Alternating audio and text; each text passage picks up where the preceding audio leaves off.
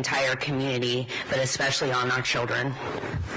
As I shared last night, we treated 12 patients, 11 of which were children ranging in ages from 6 to 15. 9 of those children were treated with gunshot wounds. And I'd like to give you some good news today and update you that out of all of the children we have treated, we only have 3 left in the hospital, all of which will recover from the injuries they had yesterday. I think it's important that we talk about the tragedies and the lasting impact they're going to have on the mental health of not only the community, but all of our kids.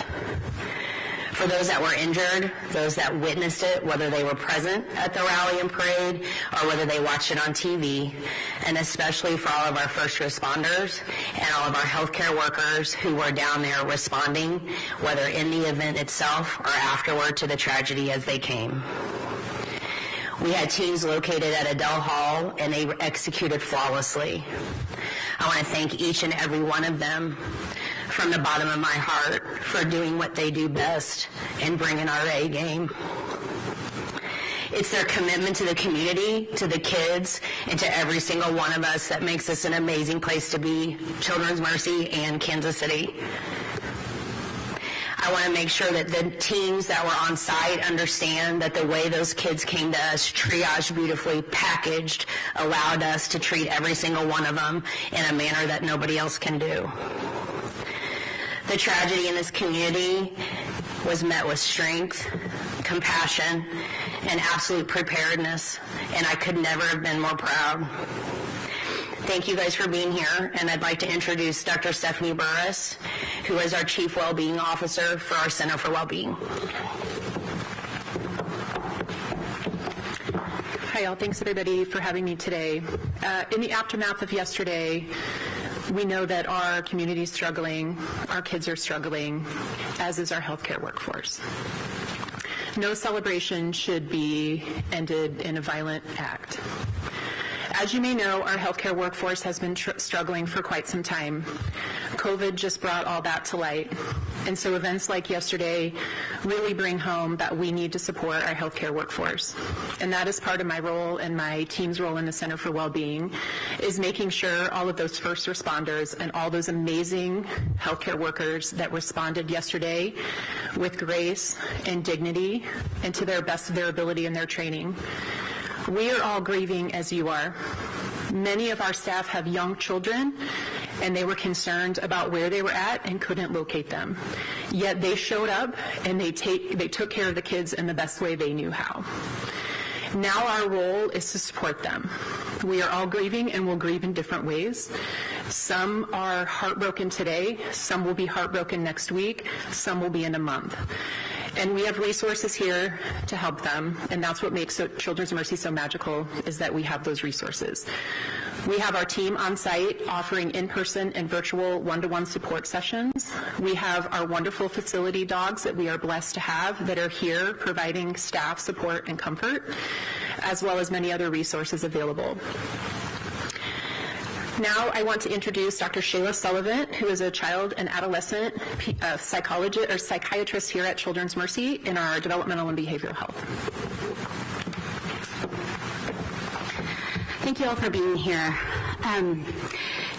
I'm here really to help provide some guidance on how to talk to your children through this senseless tragedy.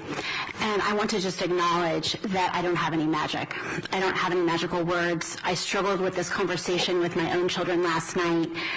All of us are tired of having this conversation. So I want to encourage you to do what you can, and one of those most important pieces is to be present. We are all very busy, and we are all really struck by this awful tragedy like so many other communities across the nation have experienced. We need to turn off our media at times, we need to set our phones down, and we need to be there for our kids. We need to listen first. Your natural tendency may be to talk, because that's what mine is, but really listening to our kids and what their fears are, what their questions are, and making sure we understand what they know before jumping in and sharing more information with them. this is hard, so please do take care of yourselves in this process, and please don't hesitate to reach out for help. On our website, we have some guidance for parents, so I encourage you to look at that. But one big message I would have is to seek help if you think you might need it, as opposed to waiting, because we never want to wait.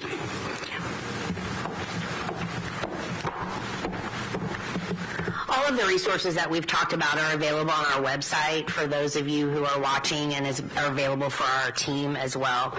I wanted to thank our entire community and all of you for the outpouring of love and support that we've received. It makes it one of the amazing reasons that we work here, and I could not be more thankful. So we're happy to take some questions if you have any. How extraordinary is it to have so many young patients, young gunshot victims coming all at once? I pause. Extraordinary. I'm not sure I would use the word, but I think the question is well placed. It's something we prepare for, honestly, all the time, whether that's through simulation, whether that's through training. And when we knew they were coming, we mobilize in a way that you think you're only going to have to practice for. And so when they came, we were ready with multiple teams standing, waiting to do what we needed to do and to focus on their physical health first. And then, of course, that's just a first step. The next step is now the mental health pieces that will come after. Stephanie, can you help us clarify the extent of the injuries of some of the children? And then earlier today, authorities said the youngest was 8 years old. We're hearing 6. That a 6-year-old that was wounded by gunfire or just injured in the melee? So what I can tell you is just the 9 gunshot wounds. The other ones were what we would call incidental injury. And I would tell you that they were from ages 6 up. And the 6-year-old, I cannot comment on which injury they had.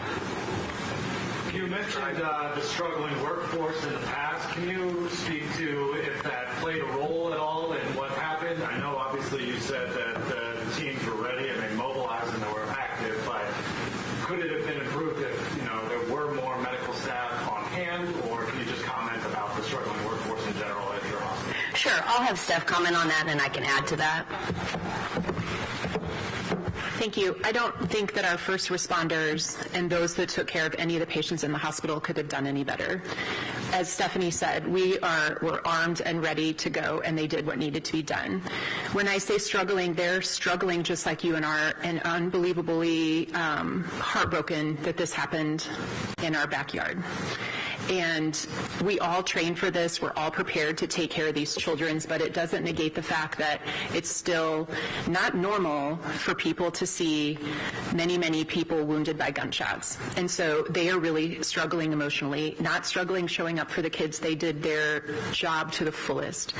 Now we're here to support their mental and emotional well-being going forward. I think a lot of us were shocked when we heard that 9 children were shot yesterday, and probably feeling relieved today that so many children have been discharged. The 3 who are remaining, can you just describe maybe what additional challenges they may be having? I can just tell you that the 3 that are remaining, we expect a full recovery. I can't give any more detail than that out of respect for their families, but they are stabilized, they're doing well, and I think prayers and hope for them is exactly what they need. And Stephanie, when we're back to the mental health element of all this, the incident is over, but the lingering effects will be here for a while. We're hearing that a lot of kids called in out of school today. Do you expect to see that? What are the lingering effects that you're worried about? Yeah. So we're extremely worried. This is coming on the heels of a pandemic where rates of anxiety and depression doubled for young people. We have a mental health campaign that we've already been working on to expand our breadth so we can reach more kids. And now we have more kids that have experienced trauma. So yes, we're anticipating a huge increase in need in our community, and we're actively working on how to respond to it effectively. But it's a big task.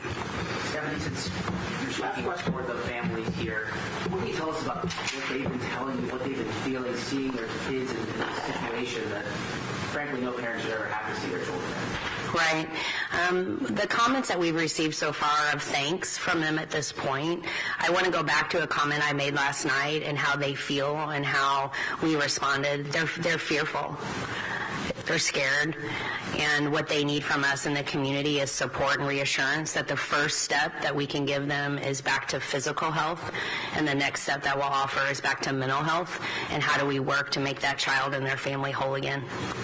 Several Chiefs players mentioned that they wanted to reach out to some of the families. I'm just curious if that's happened. So the Chiefs players have been extremely supportive, as well as the Chiefs organization. They have reached out to us, and we're managing that accordingly.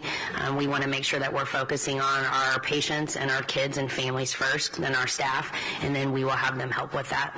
Okay, thanks, everybody. Thank you, guys.